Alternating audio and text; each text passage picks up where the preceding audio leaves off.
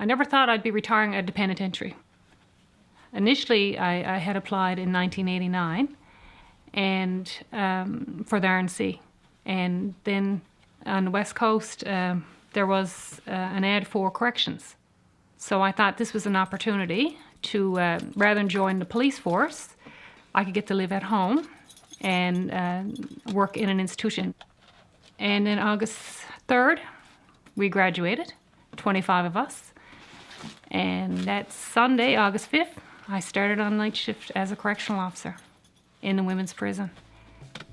You fast forward to today, I'm retiring as a sergeant, the first female sergeant at Her Majesty's Penitentiary. I was taking every hit from you, drive-by shooting, son of a bitch, and I'm done.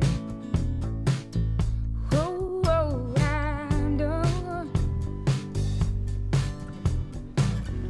Who told you that you could rewrite the rules, and do you really take me for a goddamn fool, 'cause I'm done. I grew up in a really small community.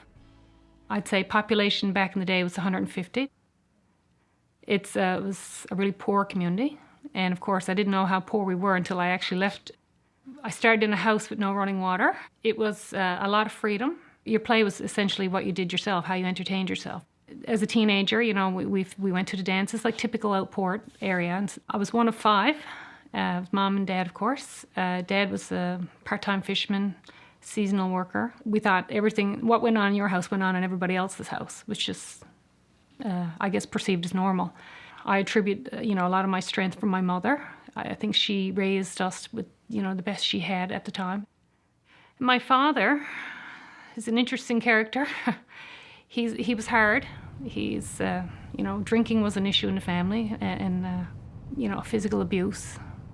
It seemed normal, but it didn't feel right what my father was doing to my mother or to us as such. So at an early age, I was confronting him, standing up to Dad and saying, "Hey, hang on here, you can't hit my mom." And you'd probably get a terrible smack upside the head or pushed to the wall or something, but because I felt my mother was taking such good care of us, I felt that's the least I could do for my mother, because her strengths were elsewhere. And it wasn't standing up to Dad, because she basically, if she took the smack, we weren't being hurt. Some best friends of mine, actually, their dad was dead. And I was envious because it was a quiet household I would visit. And I would love to visit them. And I was always thinking, wow, is this what life is? And here, this lady had so many struggles and battles, a single parent of 9 children. And I thought she had the world by the tail.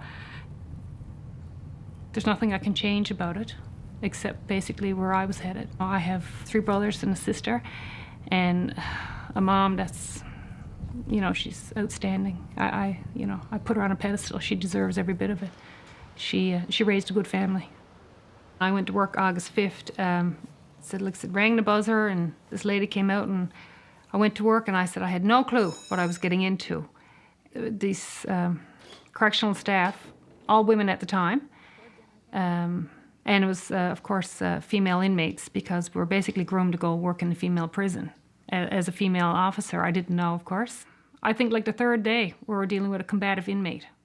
And like I said, just kind of rolling with the punches. I had no clue what I was doing as such, just, doing what I was told or directed or what I felt I should be doing. I felt like I was part of a family right from the get-go.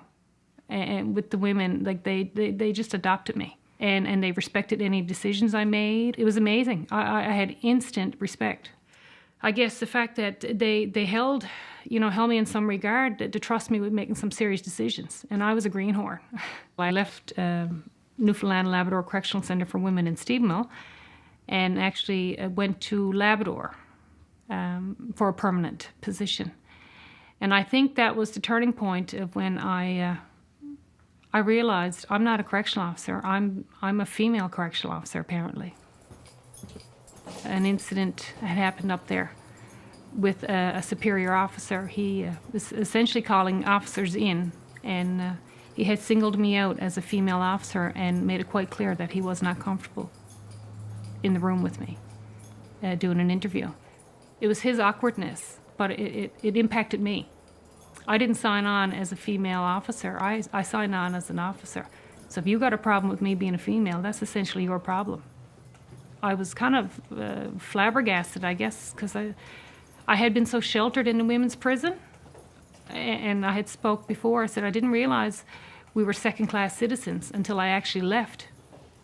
And it was dealt with because I had it addressed. I said, well, this is not the way this is going to go down. I said, this is not proper. So I did. I spoke with my union rep at the time, and I had it addressed, and I received an apology. Typical day at the penitentiary. Well, there is very regimental. There's a breakfast time, there's a dinner time as such, and in between there's controlled chaos. It could be all calls, a code call to a unit, fire bell, someone smoking in a cell, could be inmates fighting, and it could be just as routine as escorting prisoners to video court. So, and somewhere in between, we do counts, and we keep the inmates safe. And every day is different, but every day is the same. When an inmate is actually brought to HMP, this is the first office and the first place they come to. So basically, this was my first day shift post back 2 or 3 years ago. So I never really had an office as such, so I kind of put my own little personal touch on the place. So it's pretty much, they start here, processed, we take tombstone information on them, anything pertinent, and then from there they move to the clothes room and then shower area. We had male prisoners, so I had a shower curtain installed, of course, just for, provide a bit of dignity for the inmate as such. There's a lot of banging doors and a lot of slamming doors, but you're conditioned. You're conditioned to the sounds and the environment, and it's just a normal day for us. A bad day at work would consist of you probably had your life threatened, or worse, your family's life threatened. And that could be really rough. I know I experienced it one time, and I guess after I had children, and my kids' lives were threatened to be raped and killed, and I took that home that night. We've had staff assaulted a lot. We've witnessed inmates, beaten up to the point that they could be left for dead. Unit 1 was my post, and I spent 12 years down there. That was a hard place in the sense that everything that filtered through the prison, any kind of, combative inmates or any kind of altercation, always just basically made it down to Unit 1. So that we're always on the receiving end of a confrontational inmate or riots. A lot of inmates end up down Unit 1 because of riot incidents or threats. An inmate can take a staff member or turn the prison over and turn it upside down. So, there's a rapport you establish, of course, because they're human, and you want to establish a good rapport because you can sense when things are going awry down there. That's the thing, you actually can feel when things are going to turn. You develop it.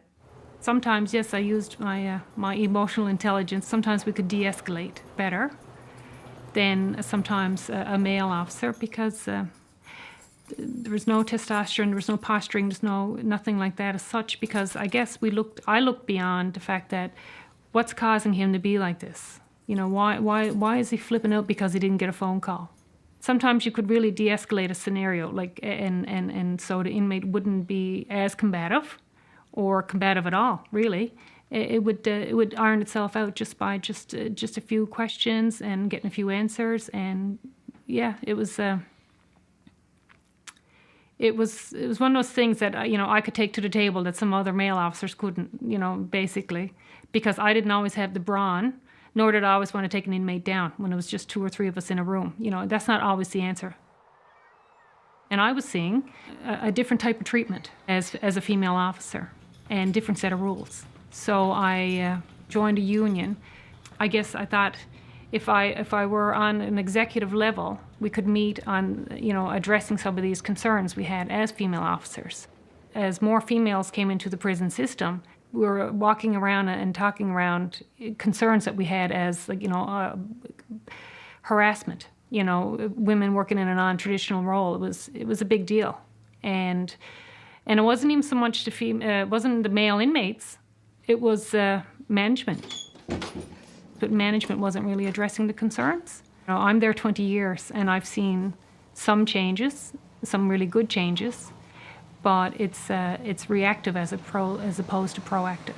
We have to approach, senior management. We have to ask for rule changes. We have to ask for, policy change. I was the first pregnant female at the penitentiary, and there was no policy developed. It took 10 years, and now it's under disability. Yeah.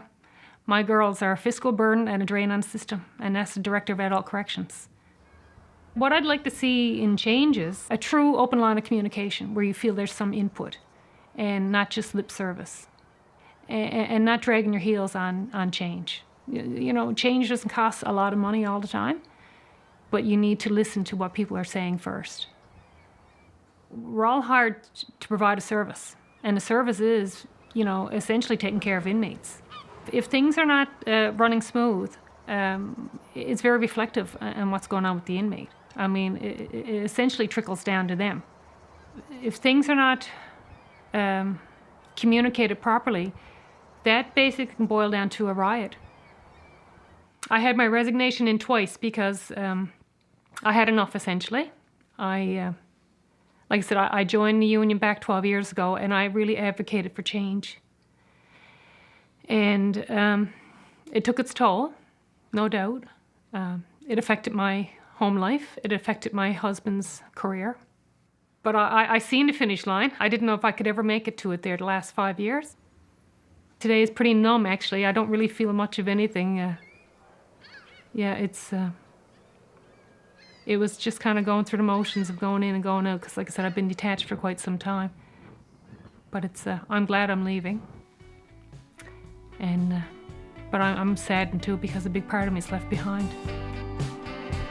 You criticize by numbers, you hammer at the roots. Wait for me to fuck up to find yourself some proof, and I'm done. I'm done. You just soaking the hatred of a storyline. Yeah, you hide behind the decorum and a fake smile, and I'm done. I'm done. And you can drag me out before they judge and authorities. If that's what you have.